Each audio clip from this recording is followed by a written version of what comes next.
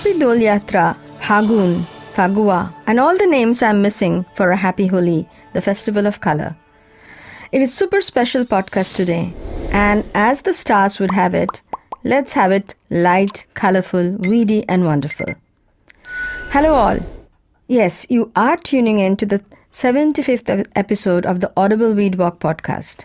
This is Nina welcoming you. Where to begin? Such a special day. Today is the diamond anniversary of the Audible Weed Walk, the 75th episode. When you see the meme of this podcast, don't miss the sparkle and the weedy flower bouquet of mini weeds that I had put together this morning just for you. Today is Holi, the festival of color, and a full moon, and also in just 2 more days, we have the spring equinox. This full moon, which to us is marked by the Holi festival, is called the warm moon. Do you know why?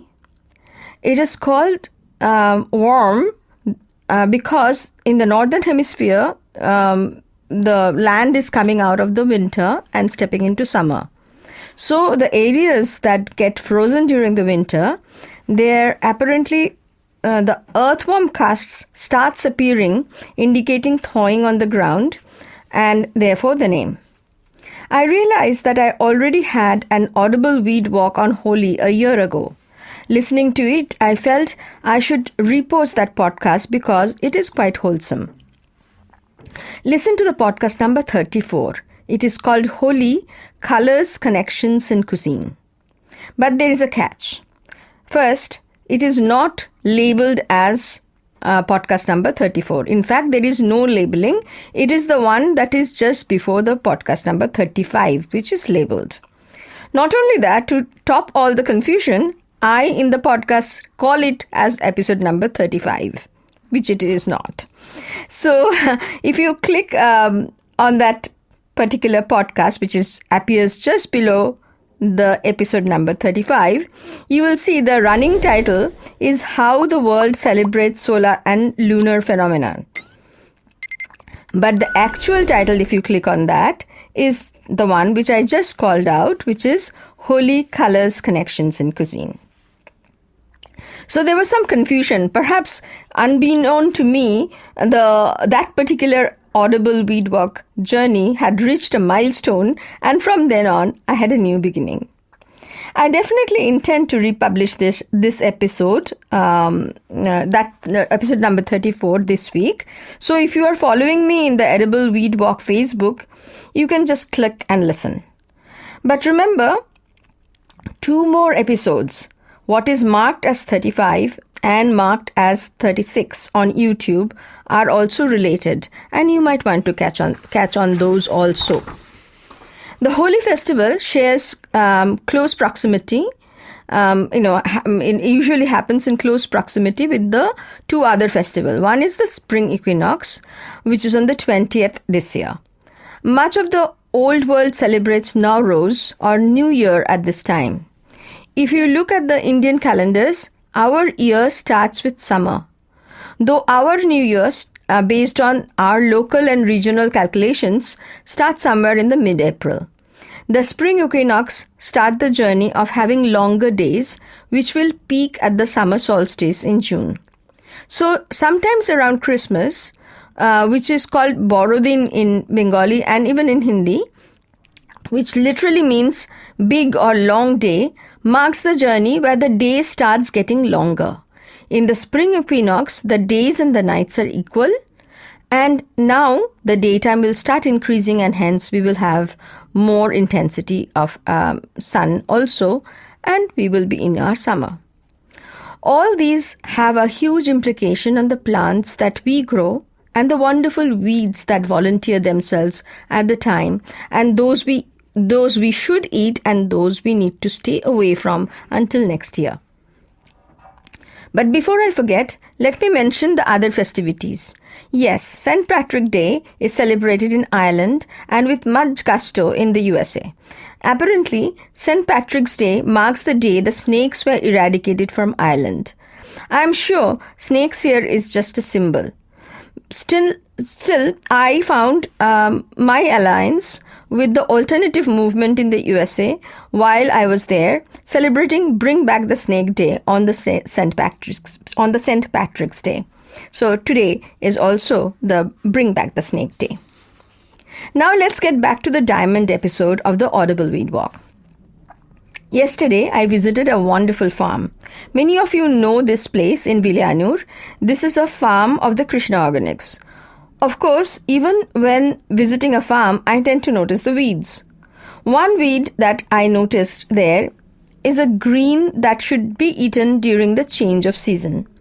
It is a tasty one and helps fighting cough and cold. As the rain stops and the season starts drying up, this is when this green appears.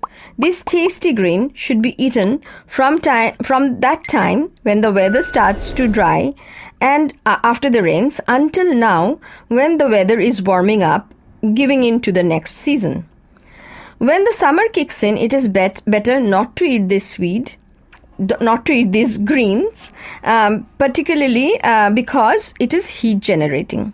If you are aware of Indian food, you would know that all Indian food and even the ingredients have a heating or cooling character associated with it. So this green generates more heat when eaten.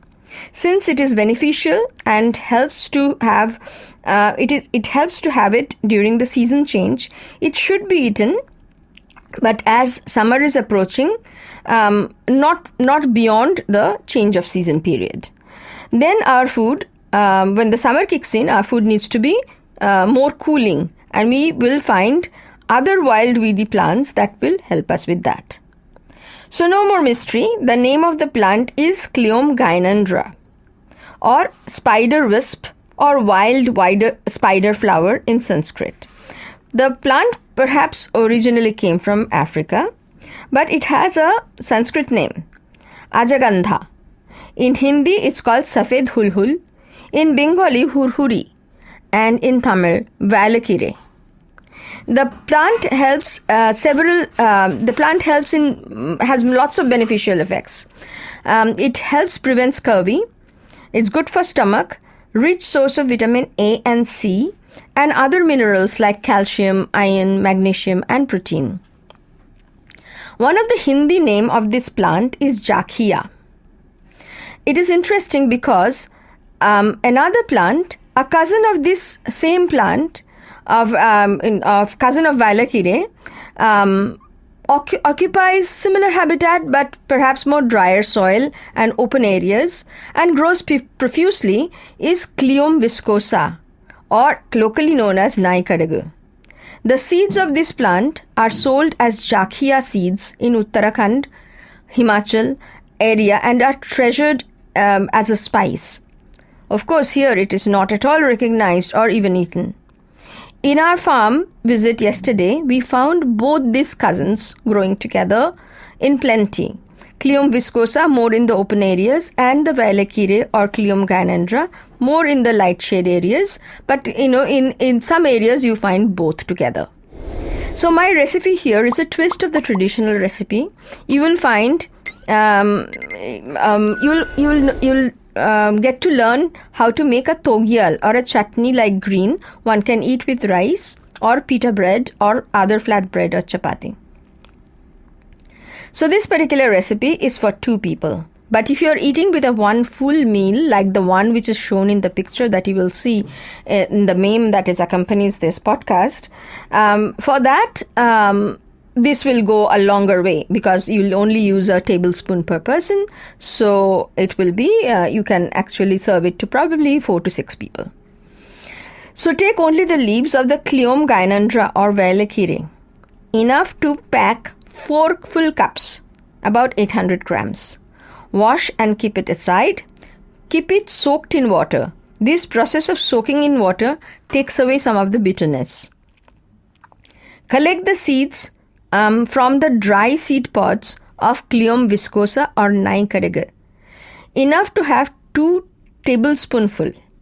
This will take a while because the Naikadagu is really tiny, very like sand-like tiny little seeds. And the seeds, you will know that the seeds are ready when they are dark, almost black in color. Have about 10 to 12 shallots or the small sambar onion. At least 10 to 12 cloves of garlic or more if you want. 1 tablespoonful of thick tamarind paste. If you are soaking tamarind, then soak in water, a little water, and extract more than 1 tablespoon worth of paste, because these pastes will be more liquidy than if you already have a prepared paste. So if you are preparing from the scratch, have a little extra ready. Salt to taste, sugar 1 teaspoon, ginger grated 1 teaspoon, red chilies, this is optional, 2 to 3. Turmeric powder 1 teaspoon, rasam or sambar powder 1 tablespoon. Now instead of this rasam or sambar powder, you can use vadagam. If you have access to good ones, I will definitely use that. If you are not a South Indian or in South India, you may not know what vadagam is. It is a sun-dried condiment prepared using small onion, garlic and other spices. Many South Indian dishes use this condiment for tempering. If using vadagam, you may want to reduce the quantity of garlic you use, but I won't. Ghee or oil 4 to 5 tablespoons. So grated coconut, this is totally optional, 1 cup. So in a wok, add oil about 2 tablespoons only. In a medium flame, add ginger, add the shallot and the garlic and the red chili if you are using, and fry. Once somewhat fried, that is when the shallots are beginning to get translucent, add the turmeric, rasam or sambar powder or vadagam if you are using, salt and sugar, and fry, stirring frequently. Add 2 more tablespoons of oil at this stage, and then when it is warm, add the nai kadagu or the Clium viscosa seeds that you have collected. Once fried, drain and add the green and stir and cook well. If needed, you can put it in low flame, cover and cook. Once the greens are fully cooked, you can take the cover off and let it cook a little bit more so that it dries out. Adjust the salt. Cool a little bit and blend to a paste. I would recommend adding a spoonful of ghee if you are eating it with rice. Now there is an alternative to this. You can actually have 1 teaspoon of regular mustard, fry it separately in 1 teaspoon of oil and add to that on top instead of just the spoonful of ghee. I added, if you are adding grated coconut, I prefer mixing it at the end where the grated coconut remains as a grated coconut and not blended together. But if you want, you can also put it towards the end of the cooking, the grated coconut, and blend everything together so everything will be a paste. In the meme, you will see a picture of a plate of food. It is a recreation of the food that we had cooked for the Solar Kitchen dinner last month in celebration of the birthday week. What is missing in the plate that you had that in that evening is a green togyal or chutney. This is not the same chutney, but to complete the plate, a chutney was necessary. So here you have a wonderful yummy chutney you can make using 2 totally wild and weedy cousin plants. I think that's a good end for our diamond episode. Stay healthy, well and safe. I will see you next week.